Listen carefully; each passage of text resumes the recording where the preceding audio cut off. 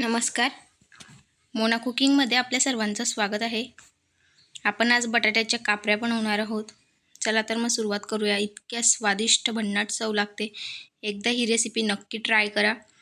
लहानांपासून मोठ्यांपर्यंत सगळे आवडीने खाता. एकदा बनवली की दर सुट्टीला किंवा संडेला मुलं बनवायलाच लावतात. इतकी स्वादिष्ट अशी रेसिपी आहे आणि अतिशय सोपी. फक्त 10 ते 15 मिनिटात बनवून तयार होते. काही जास्त मेहनत लागत नाही. मी इथे 2 बटाटे घेतलेले आहेत मीडियम आकाराचे. त्यांना अशा पद्धतीने कापून घ्यायचे. जितके बारीक आपल्याला कापऱ्या करता येतील तेवढ्या बारीक करायच्या. बघू शकता थोड्याशा मोठ्या राहू दिल्या चालता, फक्त बारीक करायच्या त्यांना. अशाच पद्धतीने 2 बटाटे आपण कापून घेणार आहोत. तुम्हाला आवडत असेल तर तुम्ही बटाट्याची साल राहू देऊ शकता.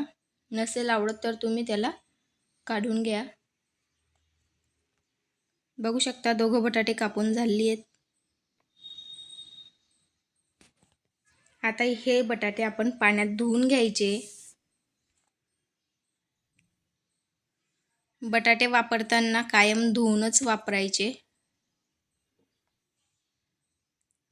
स्वच्छ बटाटे धुतले जात आहे तोपर्यंत आपण कढई ठेवायची आणि कढईत 1.5 चमचा तेल तापवायला ठेवलंय.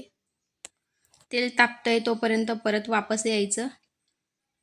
एक रुमाल घ्यायचा आणि जे धुतलेले बटाटे आहेत ते एका रुमालमध्ये ट्रान्सफर करायचे किंवा तुम्ही एखाद्या चाळणीमध्ये टाकू शकता. फक्त आपल्याला बटाटे कोरडे करायचे आहेत. बटाट्यात पाणी नको आहे. चाळणीत टाकण्यापेक्षा रुमालाने पुसून घ्यायचे. स्वच्छ रुमाल घ्यायचा मस्त. त्याच्याने कोरडे करून घ्यायचे बटाट्याचे काप. बघू शकता मस्त आपले बटाट्याचे काप कोरडे होत आहेत. तितक्यात तेल सुद्धा तापतंय.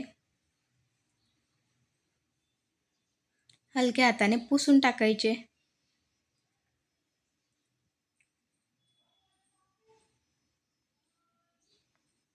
चला आता पुन्हा कढईकडे वळूया. आता कढईतलं तेल सुद्धा गरम झालेलं आहे. त्याच्यात जिरं टाकलं. मस्त जिरं तडतडलं की आपण त्याच्यात ते सुकलेले बटाटे टाकू. फक्त पुसायचे आपल्याला, वाळवायचे नाही आहे बटाटे. त्याच्यातलं पाणी काढायचं होतं. बस थोड्याशा तेलात आपण त्यांना 7 ते 8 मिनिटापर्यंत परतून घ्यायचं आहे.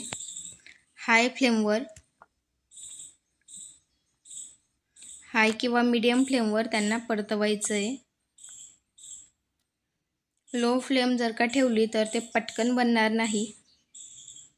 अशाच पद्धतीने त्यांना परतवत राहायचं आहे. कढईला चिटकवत राहायचं आहे जेणेकरून ते पटापट त्यांना चटके बसतात. बघू शकता हलका ब्राऊन कलर यायला सुरुवात झाली आहे.